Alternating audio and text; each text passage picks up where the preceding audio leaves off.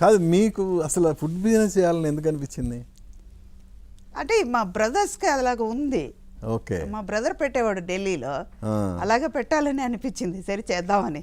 అంటే ఒక్కటండి, అంటే పోటీయా? పోటీ కాదు, మనం కూడా చేస్తే అది పోగొట్టుకోవాలి, ఎక్స్పీరియన్స్ రావాలి కదా. అంటే దేవుడు టైం చూస్తుంటాడట. ఇది మా అమ్మ చెప్పింది. ఇది మా అమ్మ నాన్న ఇద్దరు కథలు చెప్తూ ఉంటారు ఎక్కువ. ఒక్కటి చేస్తున్నావంటే ఏదో ఒక్కటి నీకు అందులో అనుభవం వస్తుంది. దేవుడు ఒక ముట్టికాయ వేస్తున్నాడంటే తెలుసుకో అని. పోయిందా? కాదండి, నాకు అర్థం కాని విషయం, ఆరుగురు కదా మీరు, 5 బ్రదర్స్, మీరు ఒక్కళ్ళే ఆడపిల్ల, మీకెందుకు బ్రదర్స్తో పోటీ పడి ఎందుకు బిజినెస్ చేయాలి? అది పోటీ కాదండి, పోటీ కాదు, కానీ ఎందుకు చేస్తే ఎలా ఉంటుందని ఒక ఆశ చేతిలో ఉంది. అదే ఇందాక ఎక్స్పీరియన్స్ ఎక్కడి నుంచి వస్తుంది? దెబ్బపడిన తర్వాత అమ్మ కొట్టారు, తప్పు చేయాలని అనిపించదు కదా మళ్ళీ. అందుకే దేవుడు అమ్మ రూపంలో ఇలా బిజినెస్ రూపంలో దేవుడు ఇచ్చాడు అనుకుంటా. సో ఇప్పుడు చేయమంటే కూడా చేయం కదా. కాదు, దేవుడు వేసిన ముట్టకాయ వాల్యూ అంత అది పోయి ఉంటుంది, లెక్క పెట్టలేం. అవునా? లెక్క పెడితే బాధపడాలి ఎందుకు? లెక్క పెట్టకుండా హ్యాపీగా ఈ క్షణాన్ని ఎంజాయ్ చేసుకుంటూ వెళ్ళిపోతాం. ఆఫ్ కోర్స్ ఈ క్షణం అదొక ఎక్స్పీరియన్స్, కానీ మనకి లెక్క అనేది ఉంటుందిగా. అప్పటి వరకు మీరు సంపాదించుకున్నదంతా అందులో ఆ ముట్టకాయ రూపంలో వెళ్ళి ఉంటుందిగా. ఉంది, కానీ అంతవరకు మైండ్కి పెట్టుకోలేదు నేను. పోయింది, అది నాది కాదేమో, అందుకే పోయింది. భగవద్గీతలో ఆయన చెప్పారు కదా, ఏది నీ దగ్గర లేదో అది నీది కాదు అని.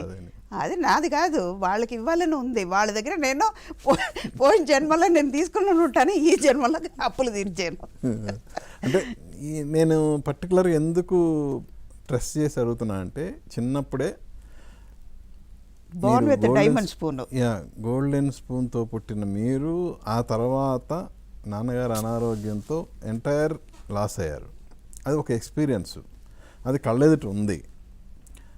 అయినా కూడా మీరు తర్వాత జాగ్రత్త పడ్డారు, సంపాదించారు కదా. అంత జాగ్రత్త పడి సంపాదించింది మళ్ళా రిస్క్ చేశారు కదా, అందుకని. అంటే కొన్ని విషయాల్లో ఏంటంటే మనకి తెలియకుండా నలుగురు కలుస్తారు. అప్పుడు మనకి చెడ్డ టైం వచ్చింది అనుకోండి, చెడు చేయడానికి నలుగురు వస్తారు.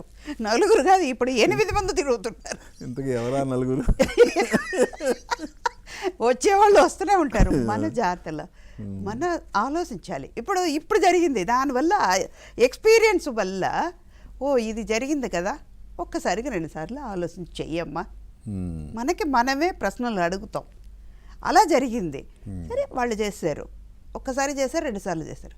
3వసారి చేసేటప్పుడు కూడా కళ్ళు తెరవకపోతే మనం తెలుసుకున్నట్ట చెయ్యొద్దు. ఓకే, వాళ్ళు అయిపోయింది, తీరిపోయింది, ఇంకా నీ జాగ్రత్తలో నువ్వు ఉండు అని పెట్టుకున్నాను అనమాట. తర్వాత బ్రదర్స్కి కూడా చెప్పాను అనమాట, ఇది అయ్యింది, మీరు కూడా కొంచెం జాగ్రత్త పడండి అని. వాళ్ళు ఓకేనా? వాళ్ళందరూ సెటిల్డ్, ఏం ప్రాబ్లం లేదు. ఇప్పుడు అన్నీ స్మూత్గా నడుస్తుంది లైఫ్. అంటే దేవుడు ఒక టైం వరకు ఇస్తాడు, అదే డెస్టినీ అన్నది.